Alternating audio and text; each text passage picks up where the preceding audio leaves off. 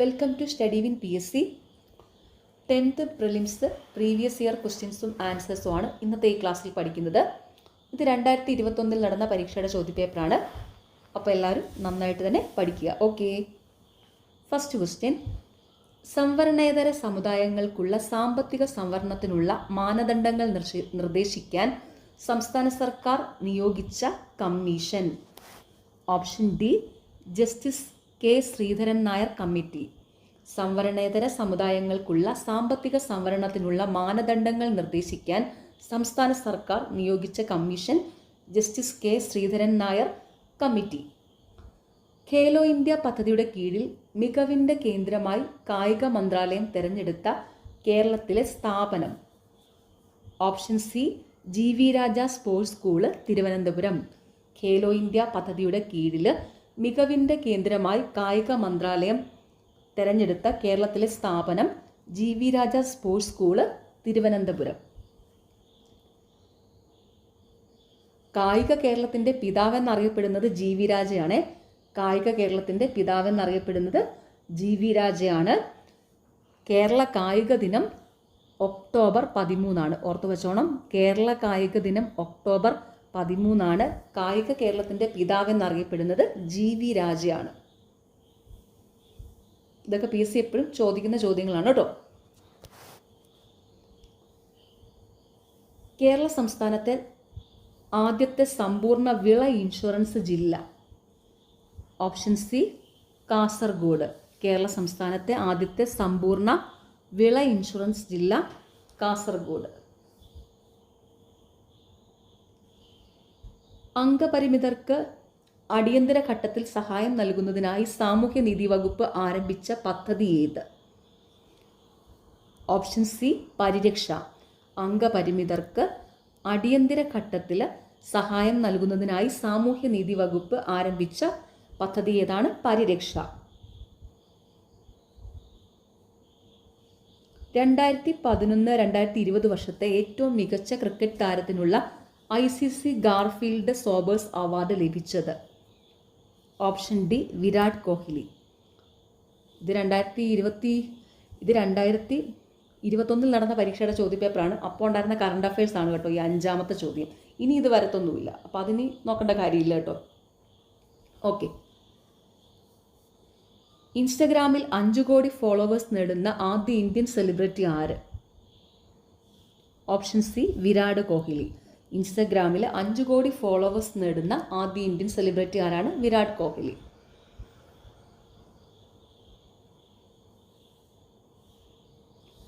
കർഷകരുടെ വളം സബ്സിഡിയുമായി ബന്ധപ്പെട്ട പ്രശ്നങ്ങൾ പഠിക്കാൻ നിയോഗിക്കപ്പെട്ട പാർലമെന്ററി സ്റ്റാൻഡിംഗ് കമ്മിറ്റി മേധാവി ആര്?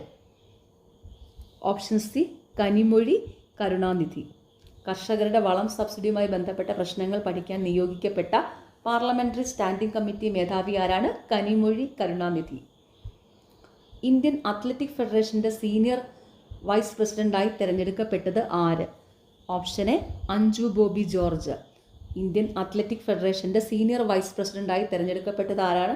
അഞ്ജു ബോബി ജോർജ്.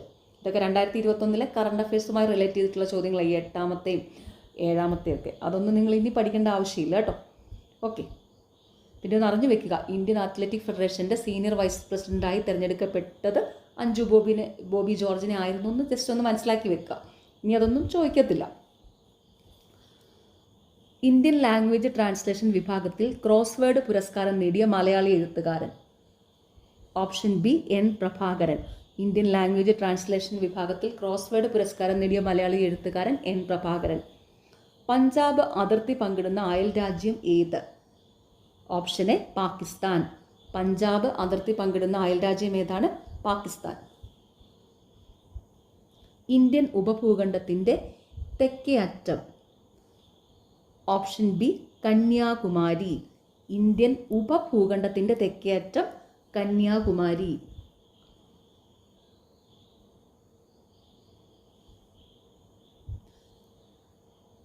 ഇന്ത്യയുടെ തെക്കേയറ്റം എന്താണ്?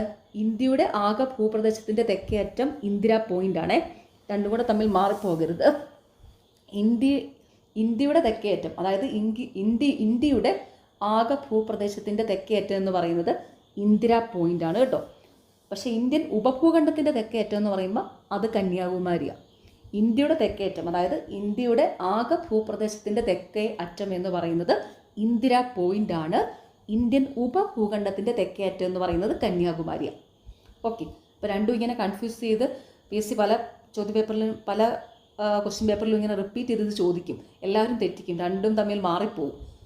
ഓർത്ത് വയ്ക്കുക, ഇന്ത്യൻ ഉപഭൂഖണ്ഡത്തിൻ്റെ തെക്കേയറ്റം കന്യാകുമാരിയും ഇന്ത്യയുടെ തെക്കേയറ്റം എന്ന് പറയുന്നത് Indira പോയിന്റുമാണ്. Okay,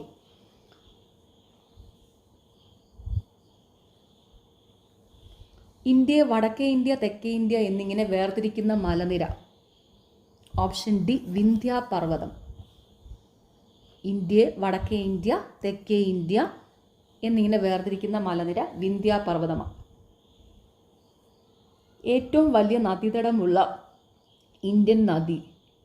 option D Ganga. ഏറ്റവും വലിയ നദീതടമുള്ള ഇന്ത്യൻ നദി ഗംഗയാണ്. Soil and land use survey of India സ്ഥാപിതമായ വർഷം. Option B 1958. Soil and land use survey of India സ്ഥാപിതമായ വർഷം 1958.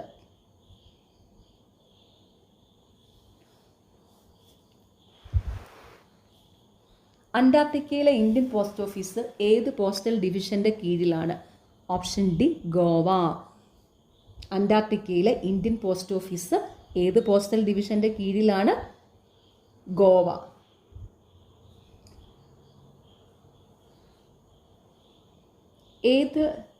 ഏത് ഭാഷയിലാണ് ബംഗാൾ ഗസറ്റ് പ്രസിദ്ധീകരിച്ചിരിക്കുന്നത്? Option C English.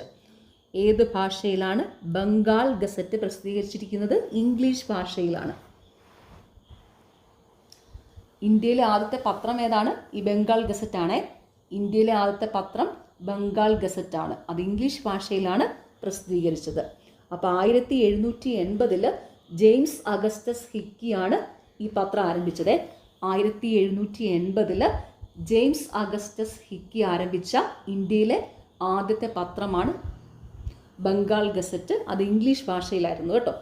അപ്പോൾ ഒന്നുകൂടി ഞാൻ പറയാം, ഏത് ഭാഷയിലാണ് ബംഗാൾ ഗസറ്റ് പ്രസിദ്ധീകരിച്ചിരിക്കുന്നത്? ഇംഗ്ലീഷ്.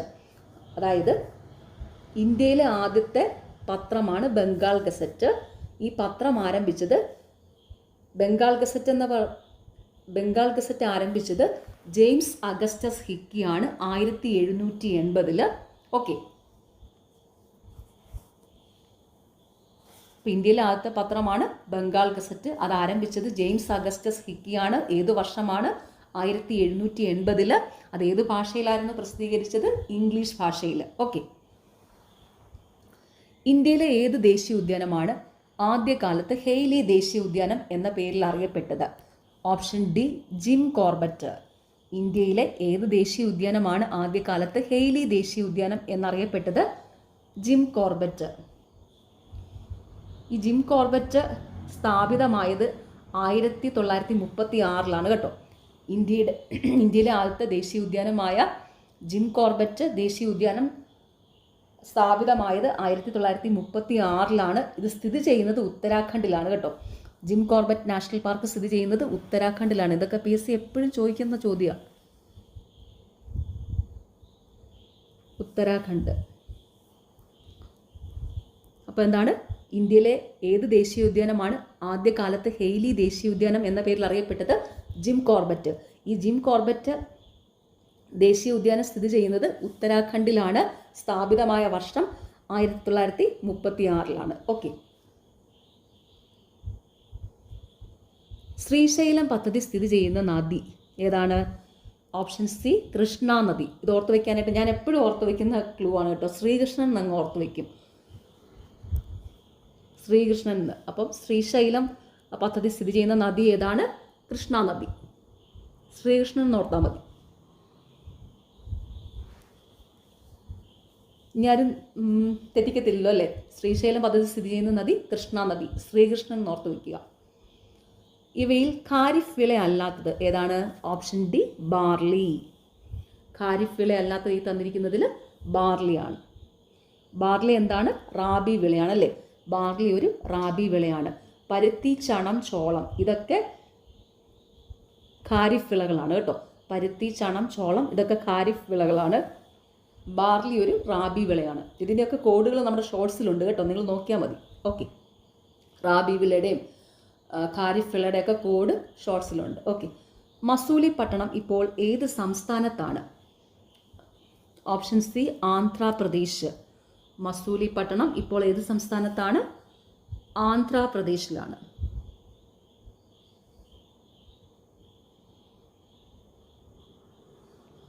ഒന്നാം സ്വാതന്ത്ര്യ സമരം എന്ന് വിശേഷിപ്പിക്കപ്പെടുന്ന വിപ്ലവം?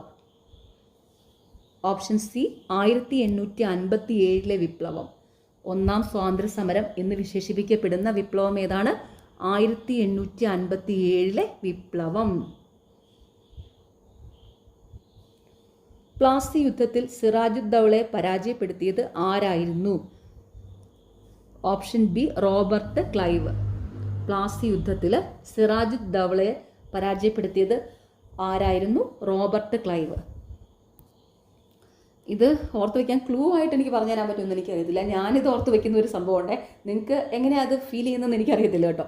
എനിക്ക് എന്താണെന്നറിയില്ല, ഈ സിറാജുദ്ദൗള എന്ന് പറയുമ്പോഴും റോബർട്ട് ക്ലൈവ് എന്ന് പറയുമ്പോഴും ഒരു സിമിലാരിറ്റിയാണ് തോന്നുന്നത്. ദൗളയുടെ ലായും ക്ലൈവിൻ്റെ അങ്ങനെ ആ ഒരു പ്രൊനൗൺസിയേഷൻ വരുമ്പോൾ എനിക്ക് അതിനൊരു സിമിലാരിറ്റി തോന്നിയിട്ട് ഞാൻ പണ്ട് മുതലേ ഈ ചോദ്യം എന്ന് ഞാൻ പഠിക്കാൻ തുടങ്ങിയോ എനിക്കിത് കൺഫ്യൂഷൻ വരത്തില്ലേ. ഞാൻ അങ്ങനെയാണ് പഠിച്ചു പോയി. എൻ്റെ ഒരു മനസ്സിൽ ഇതങ്ങ് വരും കേട്ടോ. അതായത് പ്ലാസി യുദ്ധം, പ്ലാസിക്കകത്ത് പ്ലായുണ്ട്, എല്ലാം ഇത് മൂന്നും അങ്ങ് കണക്ട് ചെയ്തങ്ങ് പോവേ. പ്ലാസി യുദ്ധത്തിൽ സിറാജുദ്ദൗളയെ പരാജയപ്പെടുത്തിയത് ആരായിരുന്നു? Robert Clive. എല്ലായിടത്തും ഒരു ലാ ഫീൽ വരുന്നില്ലേ, ലാ എന്നുള്ള രീതിയിൽ. ഞാൻ അങ്ങനെ ഇത് ഓർത്ത് വയ്ക്കുന്നത്. പ്ലാസി യുദ്ധം, സിറാജുദ്ദൗള, റോബർട്ട് ക്ലൈവ്, ഇതിനകത്തെല്ലാം ഒരു ലാ ഫീലാണ് എനിക്ക് തോന്നുന്നത്. അങ്ങനെ കാണുന്നതുകൊണ്ട് എനിക്ക് ചോദ്യം കാണുമ്പോഴേ പെട്ടെന്ന് ഇതിൻ്റെ ഉത്തരം കിട്ടുമായിരുന്നു. ഓക്കെ, അപ്പോൾ പ്ലാസി യുദ്ധം നടന്നത് ഏത് വർഷമാണ്? PSC എപ്പോഴും ചോദിക്കാറുണ്ട്. 1757 കേട്ടോ. പ്ലാസി യുദ്ധം നടന്ന വർഷം മറക്കരുത്. PSC 10th ലെവൽ എക്സാമിന് മിക്കപ്പോഴും ചോദിക്കുന്നതാണ്. പ്ലാസി യുദ്ധം നടന്ന വർഷം 1757. അപ്പോൾ എന്താണ് ഇവിടെ? പ്ലാസി യുദ്ധത്തിൽ സിറാജുദ്ദൗളയെ പരാജയപ്പെടുത്തിയത് ആരായിരുന്നു? Robert Clive. പ്ലാസി യുദ്ധം നടന്ന വർഷം 1757. ഓക്കെ, ഏത് ഭാഷയിലാണ് ഏകദൈവ വിശ്വാസികൾക്ക് ഒരു ഉപഹാരം, അതായത് തുഹാഫത്തുൽ മുജാഹിദീൻ എന്ന പുസ്തകം രചിച്ചിട്ടുള്ളത്? Option B Persian. ഏത് ഭാഷയിലാണ് ഏകദൈവ വിശ്വാസികൾക്ക് ഒരു ഉപഹാരം, തുഹാഫത്തുൽ മുജാഹിദീൻ എന്ന പുസ്തകം രചിച്ചിട്ടുള്ളത്? പേർഷ്യൻ ഭാഷയിൽ. ഇതാരാണ് രചിച്ചിരിക്കുന്നത്? ഈ ഏകദൈവ വിശ്വാസികൾക്ക് ഒരു ഉപഹാരം അല്ലെങ്കിൽ തുഹാഫത്തുൽ മുജാഹിദീൻ എന്ന പുസ്തകം രചിച്ചിരിക്കുന്നത് രാജാറാം മോഹൻ റോയ് ആണ്. രാജാറാം മോഹൻ റോയുടെ പുസ്തകമാണ് ഏകദൈവ വിശ്വാസികൾക്ക് ഒരു ഉപഹാരം, അല്ലെങ്കിൽ അതിൻ്റെ വേറൊരു പേരാണ് തുഹാഫത്തുൽ മുജാഹിദീൻ. ഈ പുസ്തകം രചിച്ചത് രാജാറാം മോഹൻ റോയ് ആണ് കേട്ടോ, പേർഷ്യൻ ഭാഷയിൽ.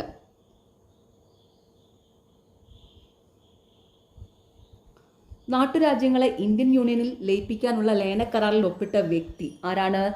Option D Sardar Vallabhbhai Patel. നാട്ടുരാജ്യങ്ങളെ ഇന്ത്യൻ യൂണിയനിൽ ലയിപ്പിക്കാനുള്ള ലയനക്കരാറിൽ ഒപ്പിട്ടത് ആരാണ്? സർദാർ വല്ലഭായ് പട്ടേൽ. ഇന്ത്യയുടെ ഉരുക്കു മനുഷ്യൻ എന്നറിയപ്പെടുന്നത് ആരാണ്? സർദാർ വല്ലഭായ് പട്ടേൽ. ഓർത്തു വെച്ചോണേ, ഇന്ത്യയുടെ ഉരുക്കു മനുഷ്യൻ എന്നറിയപ്പെടുന്നത് സർദാർ വല്ലഭായ് പട്ടേലാണ്. അതെപ്പോഴും PSC ചോദിക്കാറുണ്ട്. 10th ലെവൽ എക്സാമുകൾക്കൊക്കെ ഒരു ഉറപ്പായിട്ടുള്ള ചോദ്യം തന്നെയാണ്. ഇന്ത്യയുടെ ഉരുക്കു മനുഷ്യൻ എന്നറിയപ്പെടുന്ന ആരാണെന്ന്? Sardar Vallabhbhai Patel. Okay, post office എന്ന കൃതി രചിച്ചത് ആര്? ഓപ്ഷൻ ഡി രവീന്ദ്രനാഥ ടാഗോർ കേട്ടോ. പോസ്റ്റ് ഓഫീസ് എന്ന കൃതി രചിച്ചത് ആരാണ്? രവീന്ദ്രനാഥ ടാഗോർ. ജാലിയൻവാലാബാഗ് കൂട്ടക്കൊല നടന്നത്? Option A 1919 April 13. ജാലിയൻവാലാബാഗ് കൂട്ടക്കൊല നടന്നതെന്നാണ്? 1919 ഏപ്രിൽ 13. ആസാദ് ഹിന്ദ് ഗവൺമെൻറ് സ്ഥാപിച്ചത് എവിടെയാണ്? Option C Singapore. Azad Hind government സ്ഥാപിച്ചത് എവിടെയാണ്? സിംഗപ്പൂർ. അതായത് നേതാജി സുഭാഷ് ചന്ദ്രബോസ് 1943 ഒക്ടോബർ 23 സിംഗപ്പൂരിൽ വെച്ചാണ് സ്വതന്ത്ര ഇന്ത്യയുടെ താൽക്കാലിക ഗവൺമെൻറ്റായ ആസാദ് ഹിന്ദ് ഗവൺമെൻറ് പ്രഖ്യാപിച്ചത് കേട്ടോ. ഓക്കെ, പഞ്ചശീല തത്വങ്ങളിൽ ഒപ്പുവെച്ച രാജ്യങ്ങൾ. പഞ്ചശീല തത്വങ്ങളിൽ ഒപ്പുവെച്ച രാജ്യങ്ങൾ ഓപ്ഷൻ ഡി ഇന്ത്യ, ചൈനയാണ്. പഞ്ചശീല തത്വങ്ങളിൽ ഒപ്പുവെച്ച രാജ്യങ്ങൾ ഇന്ത്യയും ചൈനയുമാണ്. 1954 പഞ്ചശീല തത്വങ്ങളിൽ ഇന്ത്യയും ചൈനയും ഒപ്പുവെച്ചത് കേട്ടോ. പഞ്ചശീല തത്വങ്ങളിൽ ഒപ്പുവെച്ച നേതാക്കന്മാർ ജവഹർലാൽ നെഹ്റുവും ചൗവൻലായുമാണ്. ഓർത്തു വെച്ചോണം, ഇന്ത്യൻ പ്രധാനമന്ത്രി ജവഹർലാൽ നെഹ്റുവും ചൈനീസ് പ്രധാനമന്ത്രി ചൗവൻലായുമാണ് പഞ്ചശീല തത്വങ്ങളിൽ ഒപ്പുവെച്ചത്. ഇതെല്ലാം ഇമ്പോർട്ടൻ്റ് ആണ്, PSC എപ്പോഴും ചോദിക്കുന്നതാണ്. അപ്പോൾ ഒന്നുകൂടി പറയാം, പഞ്ചശീല തത്വങ്ങളിൽ ഒപ്പുവെച്ച രാജ്യങ്ങൾ ഇന്ത്യയും ചൈനയുമാണ്. അതായത് 1954 ഇന്ത്യൻ പ്രധാനമന്ത്രി ജവഹർലാൽ നെഹ്റുവും ചൈനീസ് പ്രധാനമന്ത്രി ചൗവൻലായുമാണ് പഞ്ചശീല തത്വങ്ങളിൽ ഒപ്പുവെച്ചത്. അപ്പോൾ ഏതൊക്കെ രാജ്യങ്ങളാണ്, ഏത് വർഷമാണ്, ഏതൊക്കെ നേതാക്കന്മാരാണ്, ഇതെല്ലാം ഈ പഞ്ചശീല തത്വങ്ങളെ പറ്റി ഓർത്തു വയ്ക്കുക കേട്ടോ. ഹൊറൈസൺസ് ഓഫ് ഇന്ത്യൻ എഡ്യൂക്കേഷൻ എന്ന പുസ്തകത്തിൻ്റെ രചയിതാവ് option C doctor Shankar Dayal Sharma. Horizons of Indian education എന്ന പുസ്തകത്തിൻ്റെ രചയിതാവ് ഡോക്ടർ ശങ്കർ ദയാൽ ശർമ്മയാണ്. 16ാമത് പി കേശവദേവ് പുരസ്കാരത്തിന് അർഹനായത് ഓപ്ഷൻ സി വിജയകൃഷ്ണൻ. ഇത് 2021 ഒരു കറണ്ട് അഫയേഴ്സ് ക്വസ്റ്റ്യൻ ആണ്, അതിനെ നിങ്ങൾ നോക്കേണ്ട ആവശ്യമില്ല കേട്ടോ. ഓക്കെ, ഭരണഘടന ഉറപ്പ് നൽകുന്ന 6 തരം മൗലിക അവകാശങ്ങളെക്കുറിച്ച് പറയുന്ന വകുപ്പുകൾ ഓപ്ഷൻ ഡി ആർട്ടിക്കിൾ 14 മുതൽ 32 വരെ. ഭരണഘടന ഉറപ്പ് നൽകുന്ന 6 തരം മൗലിക അവകാശങ്ങളെക്കുറിച്ച് പറയുന്ന വകുപ്പുകൾ ആർട്ടിക്കിൾ 14 മുതൽ 32 വരെ. മൗലിക അവകാശങ്ങളെക്കുറിച്ച് പ്രതിപാദിക്കുന്ന ഭാഗം ഏതാണെന്ന് PSC എപ്പോഴും ചോദിക്കാറുണ്ട്. 3ാം ഭാഗത്തിലാണ് കേട്ടോ. മൗലിക അവകാശങ്ങളെക്കുറിച്ച് പ്രതിപാദിക്കുന്ന ഭാഗം 3ലാണ് കേട്ടോ. ഓക്കെ, ഇപ്പോൾ ഭരണഘടന ഉറപ്പ് നൽകുന്ന 6 തരം മൗലിക അവകാശങ്ങളെക്കുറിച്ച് പറയുന്ന വകുപ്പുകൾ ആർട്ടിക്കിൾ 14 മുതൽ 32 വരെയാണ്. ഭാഗം 3ആണ്.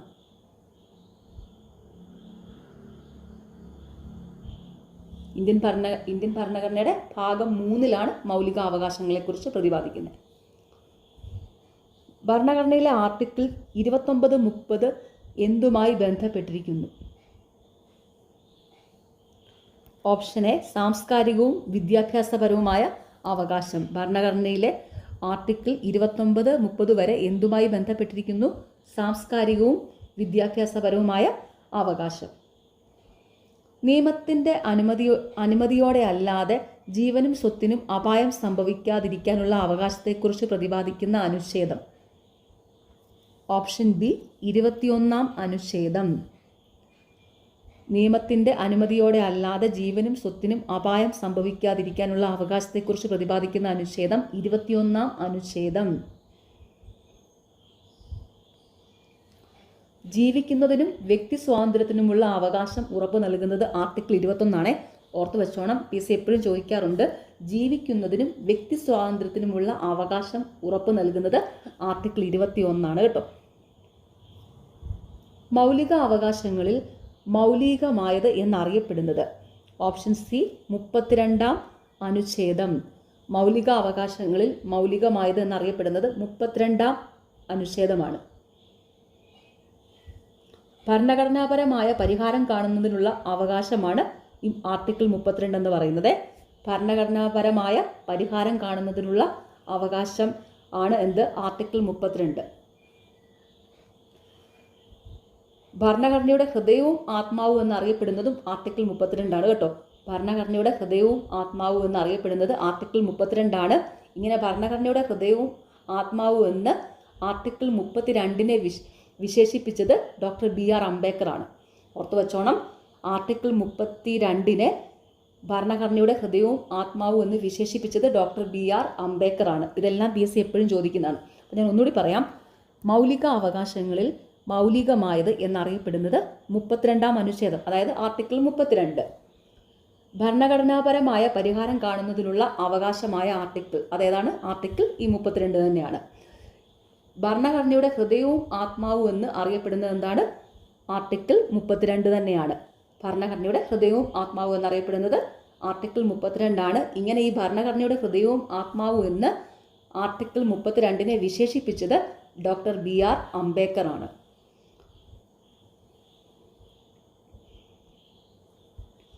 ഗംഗയെ ഇന്ത്യയുടെ ദേശീയ നദിയായി പ്രഖ്യാപിച്ചത് എന്ന്?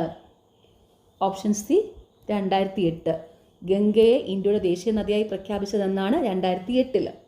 2008 നവംബർ 4 കേട്ടോ. ഫുൾ തീയതി പറയുവാണെങ്കിൽ 2008 നവംബർ 4 ഗംഗയെ ഇന്ത്യയുടെ ദേശീയ നദിയായി പ്രഖ്യാപിച്ചത്. ഗംഗയെ ഇന്ത്യയുടെ ദേശീയ നദിയായി പ്രഖ്യാപിച്ചത് 2008 നവംബർ 4. താമരയുടെ ശാസ്ത്രീയ നാമം എന്ത്?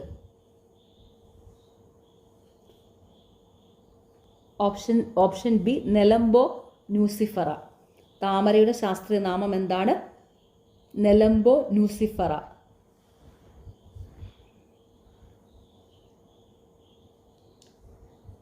ഇന്ത്യയുടെ ദേശീയ പുഷ്പമാണ് എന്ത്?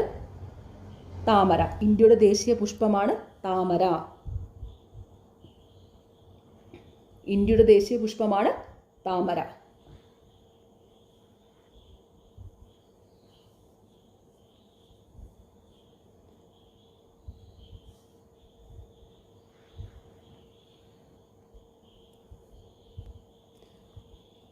കേരള സംസ്ഥാന വനിതാ കമ്മീഷന്റെ ആസ്ഥാനം എവിടെയാണ്? Option D Thiruvananthapuram. കേരള സംസ്ഥാന വനിതാ കമ്മീഷന്റെ ആസ്ഥാനം എവിടെയാണ്? തിരുവനന്തപുരം.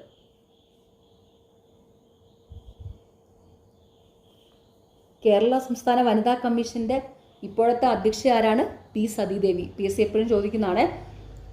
കേരള വനിതാ കമ്മീഷന്റെ നിലവിലെ അധ്യക്ഷ പി സതീദേവിയാണ് കേട്ടോ. ഇപ്പോഴത്തെ നിലവിലെ അധ്യക്ഷ പി സതീദേവിയാണ് കേരള വനിതാ കമ്മീഷന്റെ.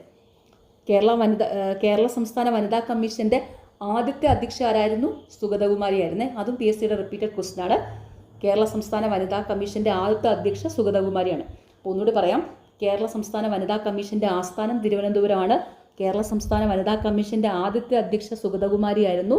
കേരള സംസ്ഥാന വനിതാ കമ്മീഷന്റെ നിലവിലെ അധ്യക്ഷ P സതീദേവിയാണ്. Okay.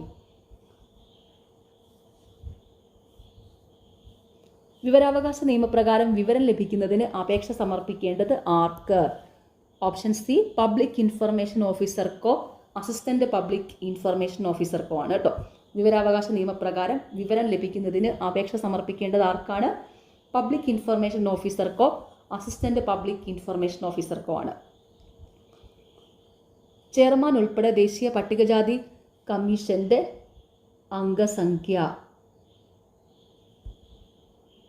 Option C 5. Chairman ഉൾപ്പെടെ ദേശീയ പട്ടികജാതി കമ്മീഷന്റെ അംഗസംഖ്യ 5. പാലക്കാട് ചുരത്തിലൂടെ ഒഴുകുന്ന നദി? Option B Bharathapuzha. പാലക്കാട് ചുരത്തിലൂടെ ഒഴുകുന്ന നദി ഭാരതപ്പുഴയാണ്. കേരളത്തിലെ രണ്ടാമത്തെ നീളം കൂടിയ നദിയാണ് ഭാരതപ്പുഴ. ഓർത്തു വെച്ചോണേ. കേരളത്തിലെ രണ്ടാമത്തെ നീളം കൂടിയ നദിയാണ് ഭാരതപ്പുഴ. ഭാരതപ്പുഴ അറിയപ്പെടുന്ന മറ്റൊരു പേരാണ് നിള. ഭാരതപ്പുഴ അറിയപ്പെടുന്ന മറ്റൊരു പേരാണ് നിള. കേരളത്തിലെ ഏറ്റവും നീളം കൂടിയ നദി ഏതാണ്? പെരിയാർ. കേരളത്തിലെ ഏറ്റവും നീളം കൂടിയ നദി പെരിയാറാണ്. കേരളത്തിലെ രണ്ടാമത്തെ നീളം കൂടിയ നദി ഭാരതപ്പുഴയാണ്. ഭാരതപ്പുഴയുടെ മറ്റൊരു പേരാണ് നിള. അപ്പോൾ പാലക്കാട് ചുരത്തിലൂടെ ഒഴുകുന്ന നദി ഏതാണ്? ഭാരതപ്പുഴ. കേരളത്തിലെ ഏറ്റവും വലിയ ഭൂമേഖല? ഓപ്ഷൻ സി മലനാട്. കേരളത്തിലെ ഏറ്റവും വലിയ ഭൂമേഖല മലനാടാണ്. ഭാരതപ്പുഴയെ വെള്ളിയങ്കോട്ട് കായലുമായി ബന്ധിപ്പിക്കുന്നത്? Option B Ponnani canal Malappuram. ഭാരതപ്പുഴയെ വെള്ളിയാങ്കോട്ട് കായലുമായി ബന്ധിപ്പിക്കുന്നത് പൊന്നാനി കനാല് മലപ്പുറം. കേരളം, തമിഴ്നാട്, കർണാടക സംസ്ഥാനങ്ങളിൽ ഏപ്രിൽ മെയ് മാസങ്ങളിൽ ഇടിമിന്നലോടുകൂടി പെയ്യുന്ന വേനൽ മഴ ഏതു പേരിൽ അറിയപ്പെടുന്നു? Option A mango shower. Keralam, Tamil Nadu, Karnataka സംസ്ഥാനങ്ങളിൽ ഏപ്രിൽ മെയ് മാസങ്ങളിൽ ഇടിമിന്നലോടുകൂടി പെയ്യുന്ന വേനൽ മഴ ഏതു പേരിൽ അറിയപ്പെടുന്നു? Mango shower. ലോക മണ്ണ് ദിനമായി ആചരിക്കുന്നത് എന്നാണ്? Option A December 5. ലോക മണ്ണ് ദിനമായി ആചരിക്കുന്നത് എന്നാണ്? ഡിസംബർ 5. കേരളത്തിലെ രണ്ടാമത്തെ ദേശീയ ഉദ്യാനത്തിൻ്റെ പേരെന്താണ്? Option C Silent Valley. കേരളത്തിലെ രണ്ടാമത്തെ ദേശീയ ഉദ്യാനത്തിൻ്റെ പേരെന്താണ്? Silent Valley. Silent Valley national park സ്ഥാപിതമായതെന്നാണ് 1984. സൈലന്റ് വാലി നാഷണൽ പാർക്ക് സ്ഥാപിതമായത് 1984.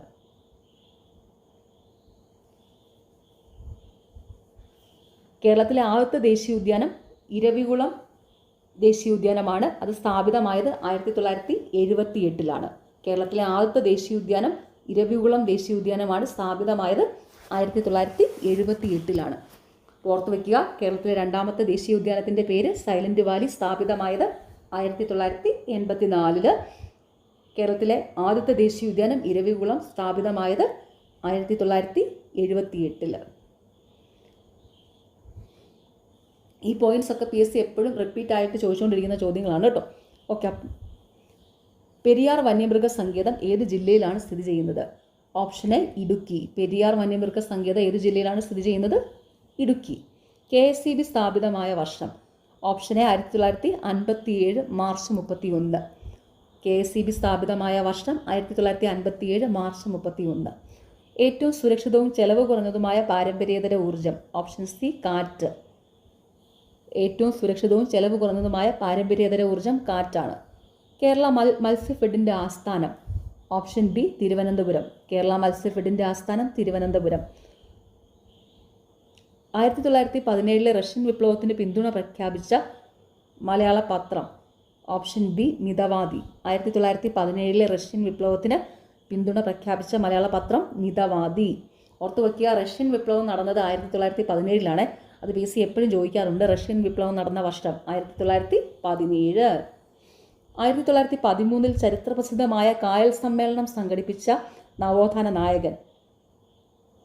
Option D Pandit Karuppan. 1913 ചരിത്രപ്രസിദ്ധമായ കായൽ സമ്മേളനം സംഘടിപ്പിച്ച നവോത്ഥാന നായകൻ ആരാണ്? പണ്ഡിറ്റ് കറുപ്പൻ.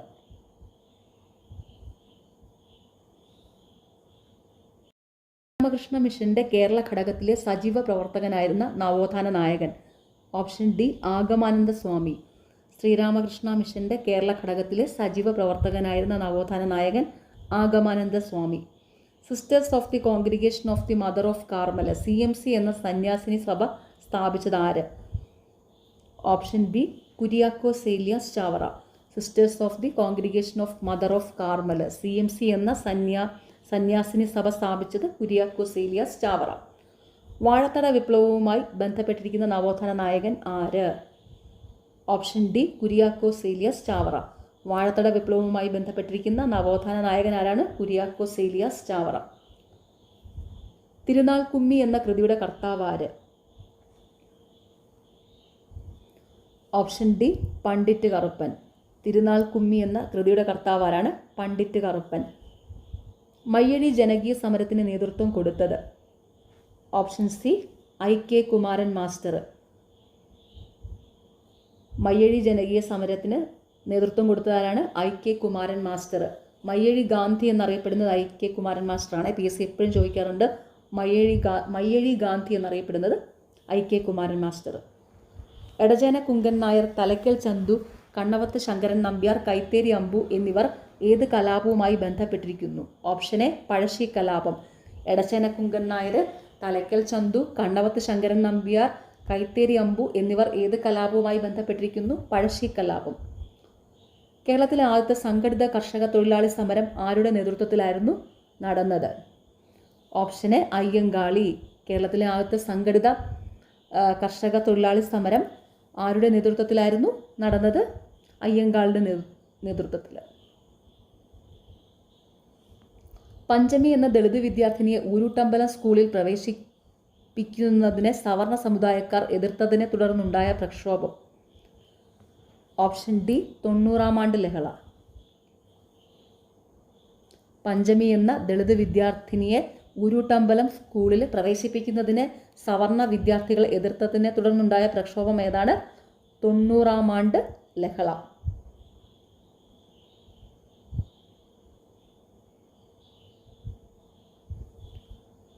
ഇന്ത്യയുടെ ദേശീയ വൃക്ഷം ഏത്? ഓപ്ഷൻ സി പേരാൽ. ഇന്ത്യയുടെ ദേശീയ വൃക്ഷം ഏതാണ്? പേരാൽ.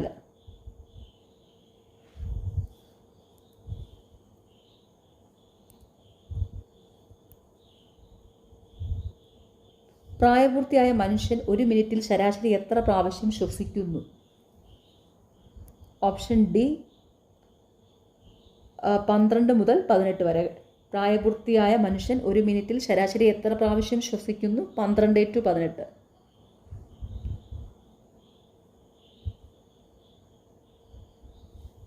ശ്വേതരക്താണുക്കൾ രോഗാണുക്കളെ വിഴുങ്ങി നശിപ്പിക്കുന്ന പ്രക്രിയ. Option D phagocytosis. ശ്വേതരക്താണുക്കൾ രോഗാണുക്കളെ വിഴുങ്ങി നശിപ്പിക്കുന്ന പ്രക്രിയയാണ് ഫാഗോസൈറ്റോസിസ്. മനുഷ്യ ശരീരത്തിലുള്ള നാഡികൾ. ഓപ്ഷൻ ഡി 43 ജോഡി. മനുഷ്യ ശരീരത്തിലുള്ള നാഡികൾ 43 ജോഡി. മൂത്രത്തിൻ്റെ മഞ്ഞ നിറത്തിന് കാരണം. Option D urochrome. മൂത്രത്തിൻ്റെ മഞ്ഞ നിറത്തിന് കാരണം യൂറോക്രോം. പേശീക്ലമത്തിന് കാരണമാവുന്നത് എന്തടിഞ്ഞുകൂടുന്നതാണ്? Option C lactic acid. പേശീക്ലമത്തിന് കാരണമാവുന്നത് എന്തടിഞ്ഞുകൂടുന്നതാണ്? Lactic acid. അയഡിൻ അടങ്ങിയ hormone. Option C thyroxine. Iodine അടങ്ങിയ ഹോർമോണ് തൈറോക്സിന്.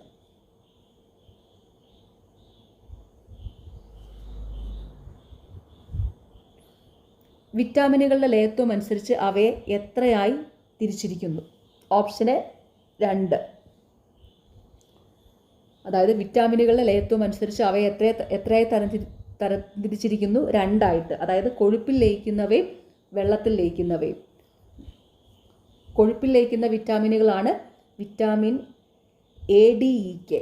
കൊഴുപ്പിൽ ലയിക്കുന്ന വിറ്റാമിനുകളാണ് vitamin A, vitamin D, vitamin E, vitamin K. അത് എ ഡി ഇ കെ എന്ന് പഠിച്ചു വയ്ക്കുക കേട്ടോ. കൊഴുപ്പിൽ ലയിക്കുന്ന വിറ്റാമിനുകൾ എ ഡി ഇ കെ. വെള്ളത്തിൽ ലയിക്കുന്ന വിറ്റാമിനുകളാണ് വിറ്റാമിൻ ബിയും വിറ്റാമിൻ സിയും. വെള്ളത്തിൽ ലയിക്കുന്ന വിറ്റാമിനുകൾ ബിയും സിയും ആണ്. ബി സി അതൊന്നിച്ചങ്ങ് ഓർക്കാമല്ലോ. ബി സി എന്നങ്ങ് ഓർത്ത് വയ്ക്കുക. വെള്ളത്തിൽ ലയിക്കുന്നവ. അപ്പം എന്താണ്? വിറ്റാമിനുകളെ ലയത്വം അനുസരിച്ച് എത്രയെ തരംതിരിച്ചിരിക്കുന്നു? 2 ആയിട്ട്. ഏതൊക്കെയാണ്? കൊഴുപ്പിൽ ലയിക്കുന്നവയും വെള്ളത്തിൽ ലയിക്കുന്നവയും. കൊഴുപ്പിൽ ലയിക്കുന്ന വിറ്റാമിനുകളാണ് എ ഡി ഇ കെ. വെള്ളത്തിൽ ലയിക്കുന്ന വിറ്റാമിനുകളാണ് ബിയും സിയും. ഓക്കെ, ഇതെല്ലാം ബി സി എപ്പോഴും ചോദിക്കുന്നതാണ് കേട്ടോ ഈ പോയിന്റ്സ് ഒക്കെ. അനാഥരോ മാതാപിതാക്കളുടെ അനാരോഗ്യത്താൽ സംരക്ഷിക്കാൻ ആളില്ലാതിരിക്കുകയോ ചെയ്യുന്ന കുട്ടികൾക്ക് പ്രതിമാസ ധനസഹായം നൽകുന്ന പദ്ധതി. ഓപ്ഷൻ ഡി സ്നേഹപൂർവം. അനാഥരോ മാതാപിതാക്കളുടെ അനാരോഗ്യത്താൽ സംരക്ഷിക്കാൻ ആളില്ലാതിരിക്കുകയോ ചെയ്യുന്ന കുട്ടികൾക്ക് പ്രതിമാസ ധനസഹായം നൽകുന്ന പദ്ധതി സ്നേഹപൂർവം. പോഷണത്തിനായി സസ്യാഹാരികളെ ആശ്രയിക്കുന്ന മാംസാഹാരികൾ ഉൾപ്പെടുന്ന പോഷണതലം. Option C 3. പോഷണത്തിനായി സസ്യാഹാരികളെ ആശ്രയിക്കുന്ന മാംസാഹാരികൾ ഉൾപ്പെടുന്ന പോഷണതലം. 3. ശരീരത്തിലെത്തുന്ന വിഷവസ്തുക്കളെ നിർവീര്യമാക്കുന്ന അവയവം. ഓപ്ഷൻ സി കരള്. ശരീരത്തിലെത്തുന്ന വിഷവസ്തുക്കളെ നിർവീര്യമാക്കുന്ന അവയവം കരളാണ്. മനുഷ്യ ശരീരത്തിലെ ഏറ്റവും വലിയ ആന്തരിക അവയവമാണ് കേട്ടോ കരള് അഥവാ ലിവർ. ഓർത്തു വെച്ചോണേ. മനുഷ്യ ശരീരത്തിലെ ഏറ്റവും വലിയ ആന്തരിക അവയവമാണ് കരള്. അതെപ്പോഴും ബി സി ചോദിക്കുന്ന. മനുഷ്യ ശരീരത്തിലെ ഏറ്റവും വലിയ ആന്തരിക അവയവം കരളാണ്. അപ്പോൾ ശരീരത്തിലെത്തുന്ന വിഷവസ്തുക്കളെ നിർവീര്യമാക്കുന്ന അവയവം കരള്. അതുപോലെ ശരീരത്തിലെ ഏറ്റവും വലിയ ആന്തരിക അവയവം കരളാണ്. ഓക്കെ, നിറമുള്ള സംയുക്തങ്ങൾ ഉൽപ്പാദിപ്പിക്കുന്ന മൂലകങ്ങളാണ്. ഓപ്ഷൻ സി ഡി ബ്ലോക്ക് മൂലകങ്ങൾ. നിറമുള്ള സംയുക്തങ്ങളെ ഉൽപ്പാദിപ്പിക്കുന്ന മൂലകങ്ങളാണ് ഡി ബ്ലോക്ക് മൂലകങ്ങൾ. ഡി ബ്ലോക്ക് മൂലകങ്ങളെയാണ് സംക്രമണ മൂലകങ്ങൾ എന്നറിയപ്പെടുന്നത് കേട്ടോ. ഡി ബ്ലോക്ക് മൂലകങ്ങളെ വിളിക്കുന്നത് സംക്രമണ മൂലകങ്ങൾ എന്നാണ്. അതും കൂടെ ഓർത്ത് വയ്ക്കുക. ഓക്കെ, സംക്രമണ മൂലകങ്ങളുടെ ആദ്യത്തെ വരിയിൽ ഇലക്ട്രോൺ നിറയുന്നത് ഏത് ഓർബിറ്റലിലാണ്? Option B 3D. സംക്രമണ മൂലകങ്ങളുടെ ആദ്യത്തെ വരിയിൽ ഇലക്ട്രോൺ നിറയുന്നത് ഏത് ഓർബിറ്റലിലാണ്? 3D. ആസിഡുകളും ലോഹങ്ങളും പ്രവർത്തിച്ചാൽ ഡാഷ് വാതകം ഉണ്ടാകും. Option B hydrogen. ആസിഡുകളും ലോഹങ്ങളും പ്രവർത്തിച്ചാൽ ഡാഷ് വാതകം ഉണ്ടാകും. ഹൈഡ്രജൻ.